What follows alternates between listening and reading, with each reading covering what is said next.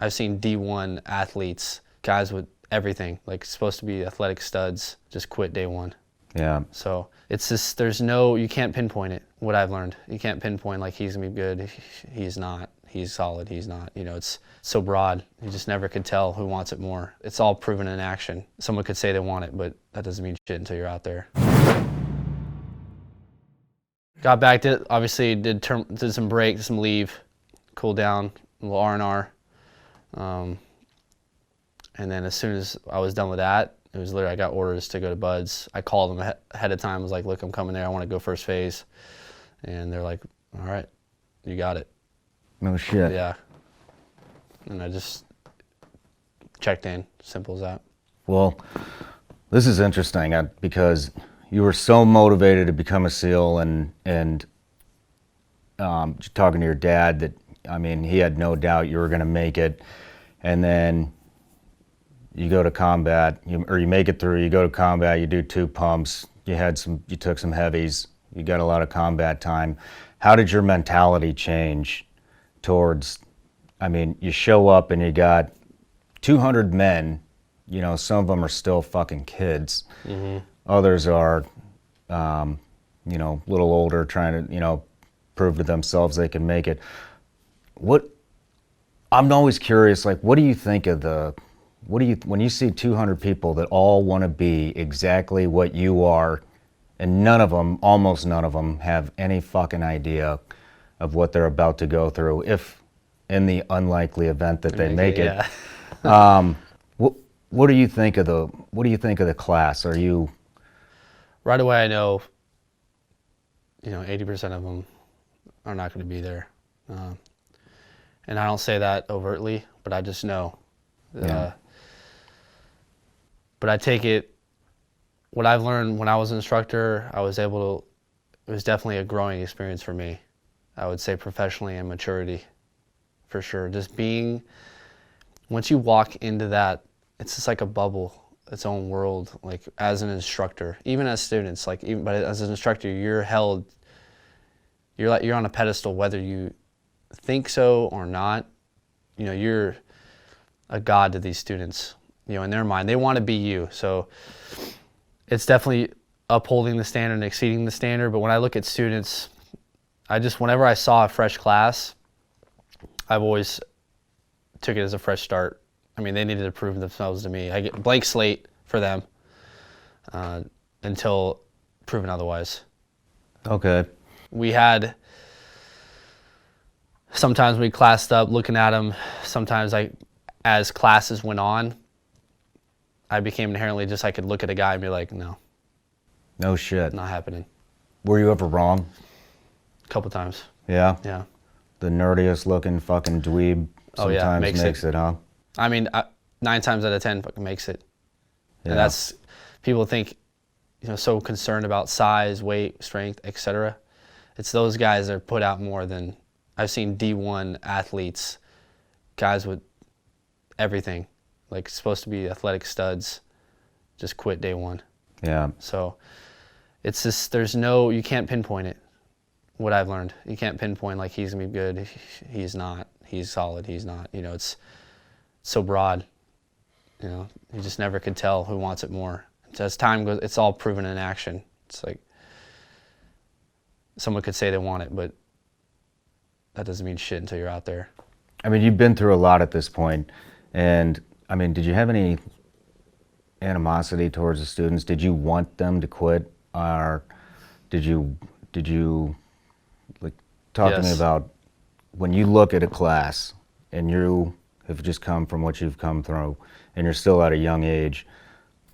I mean, are you thinking, I'm gonna fucking crush you, you're going to quit? Or are you thinking... No, I definitely had that mindset with certain individuals, not everybody.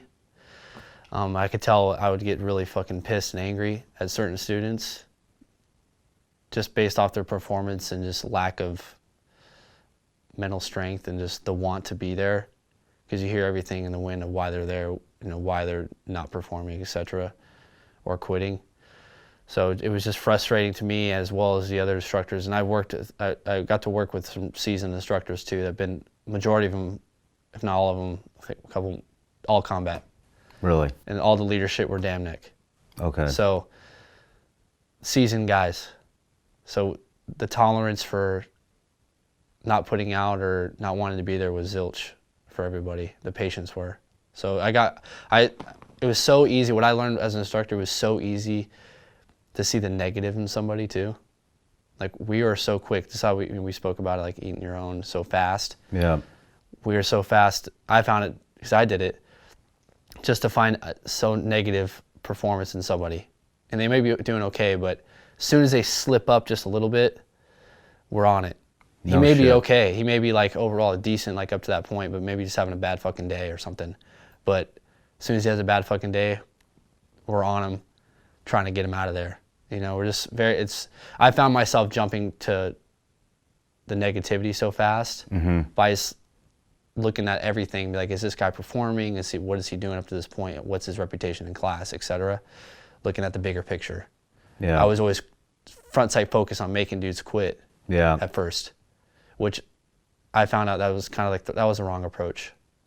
I shouldn't have done that like right out the gate.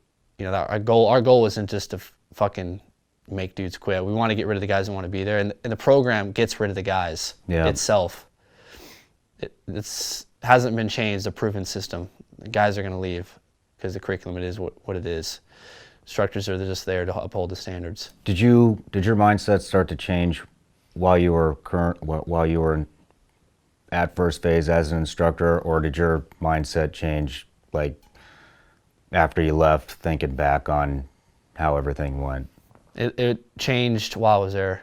I would say it changed when I became a proctor of a class, and I was like the lead instructor of class 305, and I really got to know the class.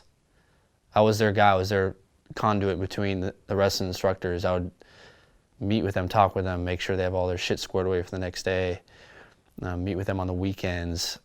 You know, I became close and built a relationship with the guys. At first, I'm there to help with scheduling and just help the class and weed out the people that don't want to be there. But as time goes on, you build relationship because you're with them the entire 7 weeks of first phase. So I grew. That's where I think I definitely grew as an instructor and as a SEAL as far as maturity is concerned. No shit. Because that responsibility too. Because you're the go-to guy. You're not just another instructor out there yelling and screaming, you know, at another student. They're looking up to you. Like, hey, they're meeting with you every night. They can go to you to talk to you. And I would meet with them at night and tell them, hey, this is what you're fucking up. This is what you're doing good. This is what you need to be squared away. Or I would remediate them to let them know that, hey, you've been fucking up this whole day. So I definitely grew during that one class. And then after that point, the rest of the class I was there for another 6-7 classes. It definitely carried with me throughout. Would you say, maybe not right off the bat, maybe this came later, maybe it didn't come at all, but would you say there is there any specific common denominator that you're looking for in the guys that are coming through the training? I'm looking for that strong why. That strong why they want to do it? Yeah. And everyone has their own. And there's not some blanket statement that's going to be good enough. But everyone has their own reasons why. But it has to be, for me, what I saw a lot of, it wasn't about the job. It was more about, I just want to do buds, or I just want to try challenge. Yeah. That was it. That was like the sole focus. And yeah, in itself, it is a challenge. Yeah, you should want to complete buds. But that's just a stepping stone to becoming a Navy SEAL. That's not the end all be all. And I found a lot of the students didn't really know why the hell they were there. Vice just being there just because they saw it online, or, you know, they woke up one day and started to prepare 6 months or less than that for buds. Yeah. And yeah, they met the standards to get there, but that's it. You know, just because you can pass a SEAL PST doesn't mean you're going to make it through.